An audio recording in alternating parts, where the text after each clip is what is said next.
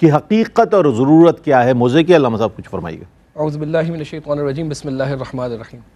دیکھیں معجزے کی حقیقت اور ضرورت جو ہے، اگر ہم وہ دیکھیں تو انبیاء کرام علیہ السلام جب اپنا پیغام لے کر کسی قوم کی طرف آتے ہیں تو انہیں پریڈومیننٹلی دو طرح کے لوگ یا دو طرح کے گروہ جو ہے وہ ان کے سامنے ہوتے ہیں۔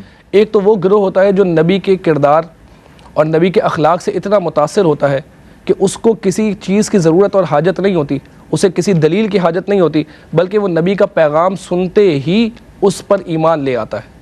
لیکن ایک طبقہ وہ بھی ہے جو انسانی فطرت بھی ہے کہ کچھ لوگ ایسے ہوتے ہیں جو اسکیپٹیکل مائنڈ سیٹ رکھتے ہیں، یعنی ان کے دل و دماغ میں کچھ شک باقی رہتا ہے، یا کچھ ایسے ہوتے ہیں جو انکویزیٹو مائنڈ سیٹ رکھتے ہیں، سوال کرنے والا مائنڈ سیٹ رکھتے ہیں، وہ دلیل اپنی آنکھوں سے دیکھنا چاہتے ہیں۔ تو ایسے لوگوں کو مطمئن کرنے کے لیے نبی کو معجزہ دیا جاتا ہے۔ بہت عمدہ، واہ واہ۔ نبی معجزہ جو ہے وہ نبی کے نبوت پر دلیل ہے، نبوت کے دعوے کی صداقت جو ہے وہ معجزہ ہے۔ کیا اب آپ دیکھیں، کوئی بھی دعویٰ جب کیا جائے تو اس دعوے کے لیے دلیل کی حاجت ہوتی ہے، بلا تشبیہ و تمثیل، صرف سمجھانے کی حد تک۔ ایک شخص ہمارے پاس آتا ہے اور وہ کہتا ہے کہ میں پرائم منسٹر کا پرسنل اسسٹنٹ ہوں، تو ہم اس سے کہیں گے دعویٰ تو بہت بڑا کیا آپ نے، لیکن اس دعوے کے لیے کوئی دلیل پیش کریں، یا تو کوئی آپ کے پاس کوئی آفیشیل لیٹر ہو، آپ نے کوئی کانٹریکٹ سائن کیا ہو، کوئی آپ کے پاس ایسے دستاویز ہو، کوئی ڈاکیومنٹس ہو جو آپ ایویڈنس کے طور پر پیش کریں۔ اگر وہ پیش کر دیتا ہے تو ہم اس کے بات کو مان لیں گے، ہم اس کے دعوے کو مان لیں گے۔ اب بلا تشبیہ تمثیل نبی کا جو دعویٰ ہوتا ہے وہ سب سے بلند ہوتا ہے۔ وہ کہتا ہے کہ وہ رب جس نے اس زمین و آسمان کو بنایا، اس کائنات کو بنایا، جو سارے زمین و آسمان کو بنانے والا، چلانے والا ہے، وہ رب فرشتے کے ذریعے مجھ پر وحی نازل کرتا ہے، میں اس رب سے براہ راست تعلق میں ہوں، میں اس رب سے بات کرتا ہوں، وہ مجھ سے بات کرتا ہے۔ یہ کتنا بڑا دعویٰ ہے! یہ وہ دعویٰ ہے جو ہر بندہ نہیں کر رہا، لیکن ایک شخص اس دعوے کا اقرار کر رہا ہے، تو اس دعوے کے دلیل کے طور پر انبیاء کرام علیہ السلام کو معجزات دیے جاتے ہیں، یعنی وہ ایسے کام کر کے دکھاتے ہیں کہ جو عام طور پر کوئی نہیں کر رہا ہوتا۔ تو وہ دلیل کہ جو ان کا رب سے ایک خاص تعلق ہے، وہ تعلق جو کسی اور کو نہیں ملا لیکن انہیں ملا ہے، تو وہ تعلق کی نظیر اور دلیل کے طور پر انہیں معجزہ دیا جاتا ہے۔ اسی طرح پھر کفار وہاں پر ہوتے ہیں، قوم میں کفار بھی ہوتے ہیں جو اقرار نہیں کرتے، انکار کرتے ہیں، میسج کو نہیں مانتے۔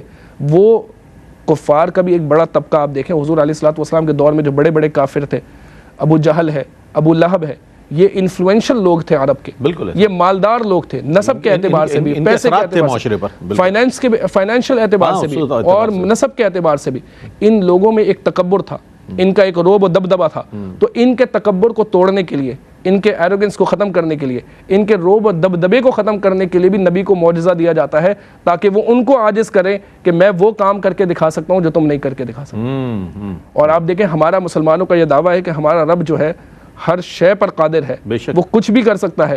تو وہ کیا کر سکتا ہے؟ وہ اپنے ایک بندے کے ذریعے، جو اس کا خاص بندہ ہے، ایسے معجزات اور ایسے خلاف عادات کام کا وہ ظہور کر کے دکھاتا ہے کہ انسانی عقل دنگ رہ جاتی ہے کہ یہ بھی ممکن ہے۔ ہاں، یہ ممکن ہے، کیوں؟ کیونکہ وہ رب قادر ہے، وہ کر سکتا ہے۔ اچھا، آپ سے میں ضرور مزید جواب لوں گا، لیکن ایک مختصر سا وقفہ ہے، وقفے کے بعد لوٹتے ہیں اور مفتی محمد ابوبکر صاحب جو ہے اپنے جواب کو مکمل فرمائیں گے۔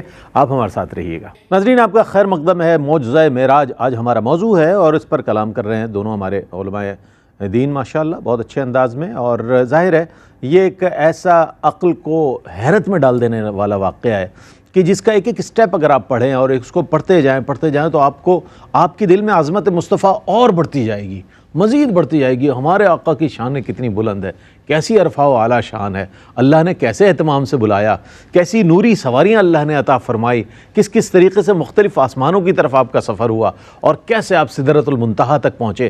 یہ تمام چیزیں جب آپ پڑھیں گے تو آپ کے دل میں اللہ نے ایمان دیا ہے تو ضرور آپ کے دل میں عشق مصطفیٰ اور جو ہے مقام مصطفیٰ مزید بلند ہوگا، اور آپ کو حضور سے محبت اور بڑھ جائے گی۔ مفتی صاحب جواب مکمل فرما دیں انشاءاللہ، تو پھر ہم اگلے سوال کی جانب بڑھتے ہیں۔ جی، ہم بات کر رہے تھے معجزے کی حقیقت اور ضرورت پر۔ تو دیکھیں، ضرورت کے حوالے سے یہی بات ہے کہ کچھ لوگ ایسے بھی تھے جو حضور علیہ الصلوۃ والسلام کی بارگاہ میں حاضر ہوئے، اور انہوں نے، کیونکہ یہ تو سن رکھا تھا کہ یہ وہ شخص ہے جنہوں نے نبی ہونے کا دعویٰ کیا ہے، رسول ہونے کا دعویٰ کیا ہے، تو لاڈ میں انہوں نے جو ہے وہ یہ بھی کہا، دل میں ایمان تو آ رہا ہے، جگہ تو بنا رہا ہے، لیکن وہ جو دماغ ہے نا، جو عقل ہے، وہ جو دیکھنا چاہتی ہے، مشاہدہ کرنا چاہتی ہے، جو اسکیپٹیکل جو ایک مائنڈ ہوتا ہے نا، کہ پہلے میں اس کا کوئی دلیل دیکھ لوں، پہلے میں کوئی ثبوت دیکھ لوں، تو وہ لاڈ میں عرض کرتے ہیں کہ آپ اگر اللہ کے رسول ہے تو یہ کر کے دکھائیں تو ہم جو ہے وہ آپ کی بات کو قبول کر لیں گے. تو ان میں ایسے لوگ تھے کہ جو اپنی اس بات پر, اس مطالبے پر اتنے سچے تھے کہ جب حضور علیہ الصلوۃ والسلام نے ان کے مطلب کا من مانا معجزہ ان کے سامنے جب ظاہر کیا تو فوراً کلمہ پڑھا اور اسلام قبول کر لیا. سبحان اللہ سبحان اللہ. تو نبی کی جو نبوت ہے اس پر دلیل جو اسے سب سے بڑی جو رب کی طرف سے دی جاتی ہے وہ معجزہ ہے. معراج کو ہم نے سمجھنا ہے تو پہلے ہم معجزے کو سمجھیں گے تو ہی معراج تک پہنچ سکیں گے. کہ معجزات تو بہت ہیں لیکن پھر سر فہرست قرآن کے ساتھ جس معجزے کا ذکر ہوتا ہے وہ معجزہ معراج ہے.